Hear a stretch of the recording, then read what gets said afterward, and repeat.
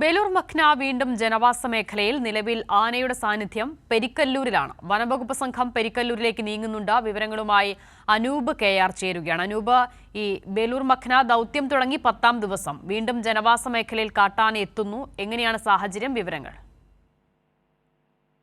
ഈ കാട്ടിക്കുളം, തിരുനെല്ലി, കുട്ട തുടങ്ങിയ മേഖല, കർണാടക അതുപോലെ കേരള വനാതിർത്തി മേഖലകളിൽ നിന്നാണ് അത് ദീർഘദൂരം നാഗർഹോള വനമേഖലയിലൂടെ സഞ്ചരിച്ച് ഇപ്പോൾ പുൽപ്പള്ളി, മുള്ളൻകൊല്ലി, ഈ പാടിച്ചിറ തുടങ്ങിയ സ്ഥലങ്ങൾക്ക് സമീപമുള്ള കേരള അതിർത്തിയിലെ ജനവാസ മേഖലകൾക്കരികിലുള്ള സ്ഥലത്തേക്ക് ഈ ആന എത്തിയിരിക്കുന്നത്.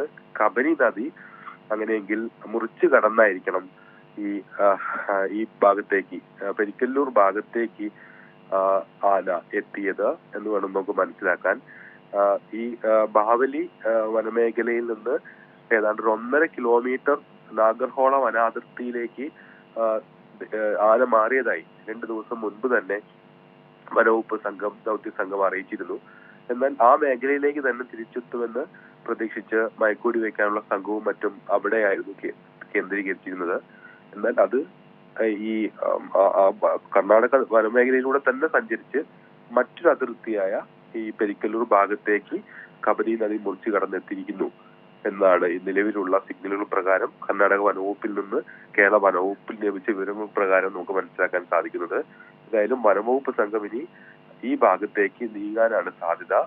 അവിടേക്ക് ദൗത്യം എത്തും. ഇതൊരു ജനവാസ മേഖല കൂടിയാണ്. അവിടുന്ന് ഈ പെരിക്കല്ലൂർ ഭാഗത്തു നിന്ന് പെട്ടെന്ന് തന്നെ ഈ പുൽപ്പള്ളി, പാടിച്ചിറ അതുപോലെ തന്നെ മുള്ളൻകൊല്ലി തുടങ്ങിയിട്ടുള്ള സ്ഥലങ്ങളിൽ ജനവാസ മേഖലയിലേക്ക് ആന എത്താനൊരു സാധ്യതയുണ്ട്. എന്നാൽ പുറത്ത് തന്നെയാണ് ഈ ആന ഉള്ളത്.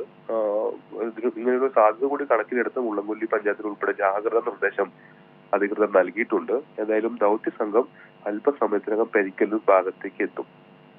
ബേലൂർ മഖ്നയുടെ സാന്നിധ്യം വീണ്ടും ജനവാസ മേഖലയിൽ കാണുന്നു. അതേസമയം ആനയെ മയക്കുപിടി വയ്ക്കാനുള്ള ദൗത്യവും തുടരുകയാണ്. വിവരങ്ങൾ നൽകിയത് അനൂപ് KR വയനാട്ടിൽ നിന്നും.